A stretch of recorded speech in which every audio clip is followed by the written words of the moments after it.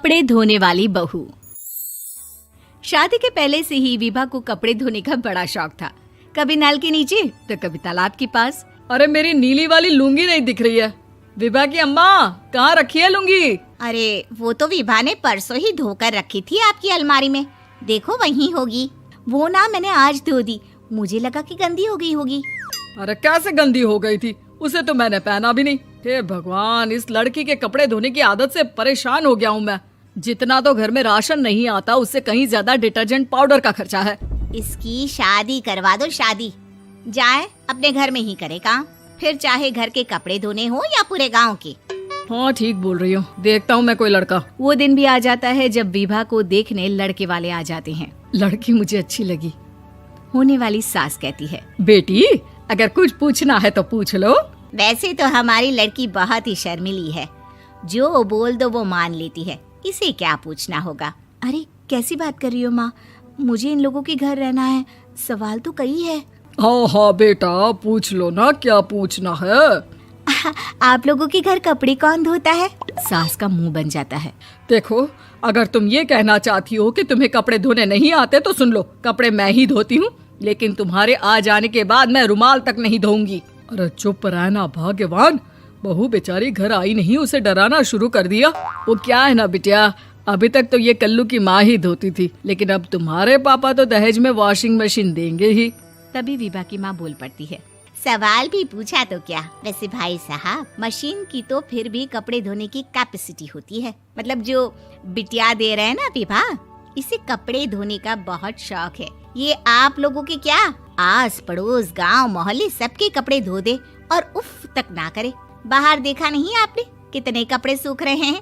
सब हमारी बिटिया ने ही तो धोए हैं। बस भी करो ना माँ, शर्म आ रही इतनी तारीफ सुनकर। और तो और एक दाग निकाल कर दिखाओ तो मान जाऊं। हाँ अच्छा, माफ करना बेटा, मैंने गलत समझा। हमें तो रिश्ता बहुत पसंद है। और ऐसे जुड़ जाता है रिश्ता कपड़े धोने का शौक रखने वाली विभा का। उसकी शादी हो जाती है कोयला फैक्ट्री में काम करने वाले कल्लू के साथ। शादी के बाद अचानक विभा चिल्लाती हुई सास के पास आती है। सासू माँ, अरे सासू माँ कहाँ है आप? ये तो धोखा है, धोखा दिया आप लोगों ने मुझे। इसे ससुर के चक्कर के बारे में पता चल गया। अरे तो उसमें तुझे क्यों धोखा मिला है? अरे नल में पानी नहीं आता, कपड़े कैसे कब धुलेंगे? अच्छा, तू पानी नहीं आ रहा उसकी बात कर रही है। तो आपने क्या सोचा? कुछ नहीं। अच्छा, तेरी माँ ने कहा था कि कपड़े धोने का शौक है तुझे, याद आया मुझे। शौक बोलकर कपड़े धोने वाले मेरे जुनून को कम ना आके सासू माँ, कपड़ा धोना मेरा गुरूर है। तभी पति भी वहाँ आ जाता है। अभी मैंने इसे सनी देओल की फिल्म दिखाई है, उसी के डायलॉग मार रही है माँ। अच्छा सुन, साफ बता रही हूँ, पानी सुबह 4 से 6 और शाम को 10 से 12 आता है, समझी? विभा टाइमिंग सुनकर हैरान हो जाती है। ये क्या भूतों का मोहल्ला है? सुबह 4 बजे उठकर कौन कपड़े धोता है? 4 बजे टंकी में पानी जाता है, फिर सारा दिन धोना ना, किसने मना किया?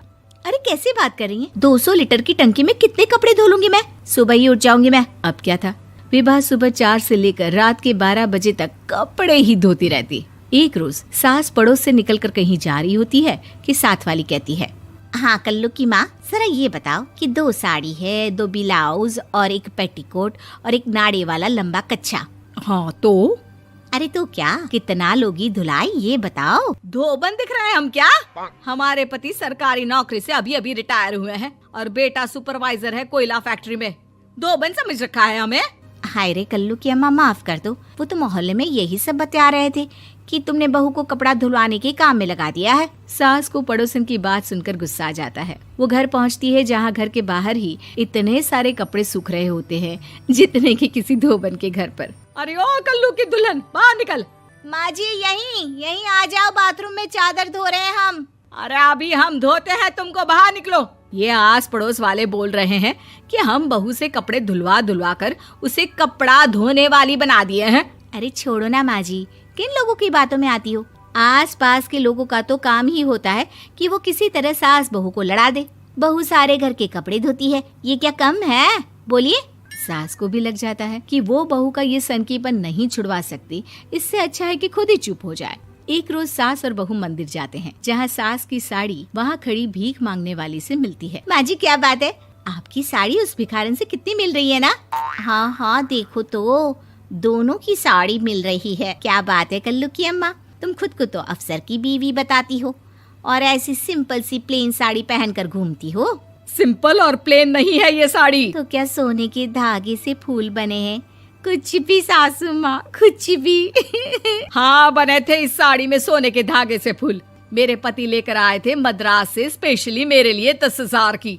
ताहे भाई साहब इस भिखारन के लिए भी सेम टू सेम साड़ी लेकर आए होंगे 10,000 की।